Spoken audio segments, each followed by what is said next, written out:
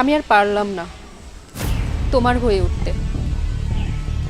জানো রিফাত, আমার ভাবতেও কষ্ট হচ্ছে যে বাবা মার পছন্দ করা ছেলেটাকে আমার বিয়ে করতে হবে।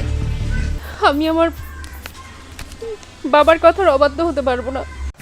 এই বৃদ্ধ হওয়ার আগেই ছেলের কাছে যখন তখন টাকা চাচ্ছ, তোমার জিব্বাটা কি অনেক লম্বা হয়ে গেছে নাকি?